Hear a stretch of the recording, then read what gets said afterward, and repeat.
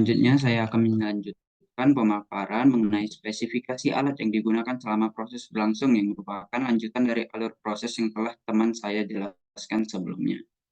Nah, dimulai dari storage bahan baku. Jadi, ada beberapa langkah tadi, ada beberapa tahap yang digunakan dalam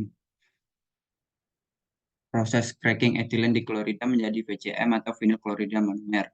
Jadi beberapa tahap. Yang pertama ada tahap penyimpanan atau storage, terus ada tahap preparasi bahan baku, lalu ada tahap reaksi dan tahap separasi dan purifikasi. Yang pertama kali ini ada tangki. Nah, di dalam storage ini atau bahan baku penyimpanan eh, bahan baku EDC fase cair yang telah diproduksi itu disimpan dalam tangki T1 ini. Nah, yang berfungsi untuk menampung bahan EDC selama 7 hari. Nah, tabung ini terbuat dari stainless steel yang memiliki kemampuan beroperasi pada suhu 30 derajat Celcius, ada tekanan 1 atm dengan tipe silinder vertikal. Kemudian dari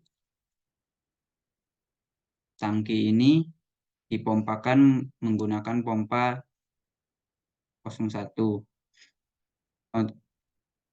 Nah, di sini juga ada tangki 2, tangki 1 dan tangki 2. Di mana tangki 2 dengan spesifikasi untuk menyimpan produk VCM dengan ini ke stop ya share-nya. Enggak, lanjut. Oke. Dengan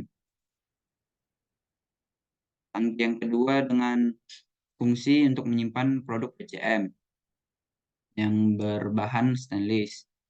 Kemudian dipompakan lewat pompa 1 yang fungsinya untuk mengalirkan fluida cair dari tangki penyimpanan ke mixer. Jenis pompa ini menggunakan jenis sentrifugal. Kemudian dari pompa dimasukkan ke dalam mixer. Mixer 1 yang fungsinya yaitu untuk mencampurkan bahan baku dengan arus recycle dengan tipe silinder vertikal dengan head dan bottom berbentuk tori spherical.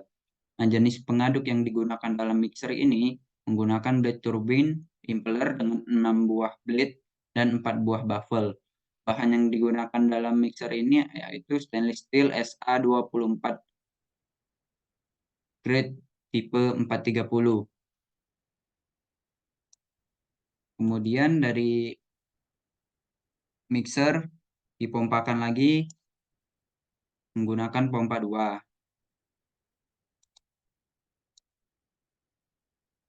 Dari pompa 2 dipompakan ke heat exchanger 1, yang dimana fungsinya heat exchanger 1 ini untuk menaikkan suhu feed atau suhu umpan sebelum masuk ke vaporizer. Nah, tipe heat exchanger ini cell and tube heat exchanger yang berbahan carbon steel. Kemudian dari HE1, masuk ke reaktor 1. Yang reaktor 1 ini spesifikasi alatnya dengan fungsi untuk tempat terjadinya reaksi thermal cracking dari etilen diklorida menjadi VCM, HCl, dan asetilen. Tekanan di reaktor ini 18 atm dengan suhu yang masuk yaitu 633 Kelvin dan suhu yang keluar 863,779 Kelvin. Fase yang digunakan dalam reaktor ini untuk fase gas dengan bahan kromium nikel alloy. Lalu dari reaktor 2 kemudian dilanjutkan ke dalam HE2, yang dimana fungsi HE2 yaitu untuk menaikkan suhu umpan sebelum masuk ke reaktor ke dalam reaktor, yang dimana tipe HE2 ini cell and tube heat exchanger dengan bahan carbon steel juga, dimana mempunyai suhu yang masuk 591 derajat Celcius, kemudian dan keluar dengan suhu yang lebih rendah yaitu 500,4 Celcius. Kemudian dari HE2 dilanjutkan ke dalam vaporizer 1 atau V1, yang dimana spesifikasi alat untuk V1 untuk berfungsi untuk menguapkan feed sebelum masuk reaktor dengan tipe double pipe exchanger dengan bahan stainless steel. Temperatur yang masuk di sini yaitu 200 Celcius dan keluar dengan 260 Celcius. Kemudian dari vaporizer dilanjutkan ke Q1 atau quencher. Nah, spesifik quencher ini untuk apa? Fungsinya untuk mendinginkan produk keluaran reaktor dengan tipe silinder vertikal dengan alas bawah kerucut. Tipe temperatur untuk quencher ini dia masuk 385 derajat Celcius dan keluar pada suhu 265 derajat Celcius. Dari quencher kemudian dilanjutkan ke dalam kondensor 1. Ini. Nah, di dalam kondensor 1. Jadi 1. Dalam kondensor 1, fungsi kondensor ini untuk mengondensatkan hasil quencher. Bahannya stainless steel.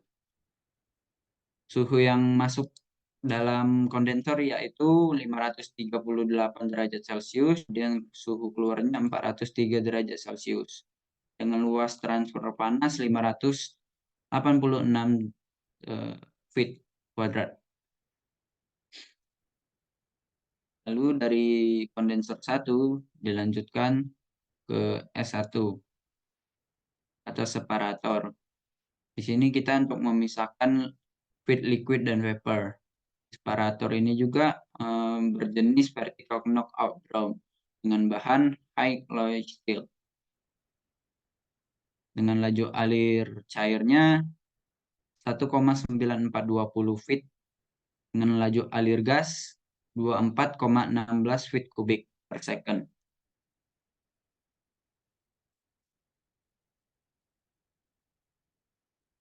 Dari separator kita mengacu dan merujuk ke bagian atas. Dari separator 1 kemudian diekspansikan dengan ekspansi 1, kemudian masuk ke dalam absorber. Karena absorber 1, fungsi absorber ini yaitu untuk menyerap HCl dengan jenis pack tower dengan bahan stainless steel. Digunakan stainless steel ini supaya tidak korosif karena HCl bersifat korosif dan asam. Kemudian dari absorber 1 ini sudah habis, berarti dari separator 1 tadi yang atasnya sudah selesai.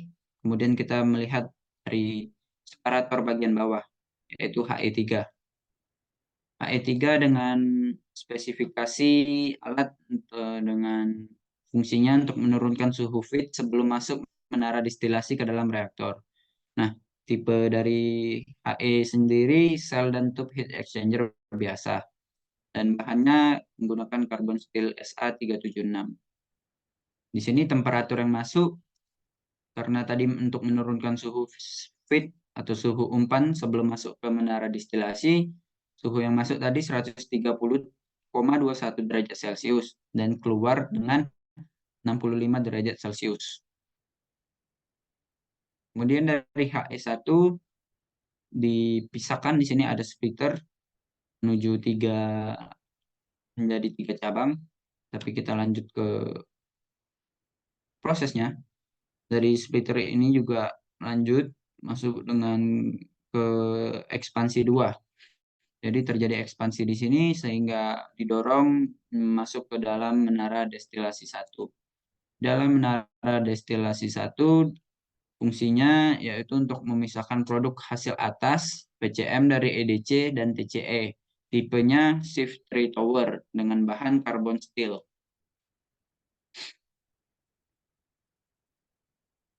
Di dalam menara destilasi ini mempunyai puncak dengan temperatur 316 Kelvin dengan tekanan 6,4 atm dan dasarnya 431 Kelvin dan tekanan 6,6 atm.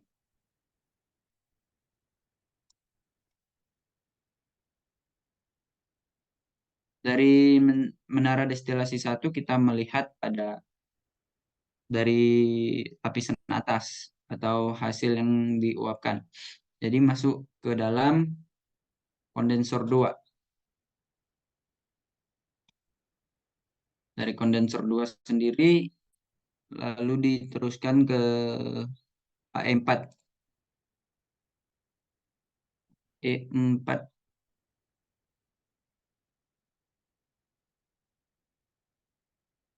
di HE4 ini fungsinya untuk menurunkan suhu produk sebelum masuk tangki produk PCM ke dalam reaktor dengan tipe cell and tube heat exchanger dengan bahan carbon steel. Temperatur yang masuk di dalam HE4 ini 42,87 derajat Celcius, kemudian keluar dengan 35 derajat Celcius. Dari HE4 kemudian disimpan ke dalam tangki 3.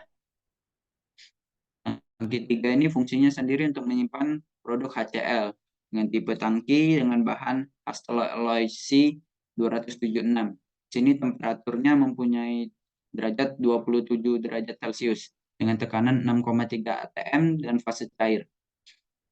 Kapasitas tangkinya sendiri 4.648 feet kubik dengan panjang tangki 19 meter dan diameter 3 meter. Kemudian kita merujuk pada bagian bawah destilasi. Bagian bawah destilasi di sini ada pompa. Pompa 4 dialirkan untuk menuju reboiler 1. Reboiler 1 ini fungsinya sendiri untuk menguapkan hasil bawah keluaran menara destilasi 1. Dan jenisnya cell and tube. Dan bahan yang digunakan dalam reboiler ini yaitu stainless steel. Kemudian dari reboiler masuklah ke tangki 5. Tangki 5 ini sendiri untuk menyimpan dari hasil pompaan pompa 5. Mungkin sekian dari saya untuk penjelasan spesifikasi alat.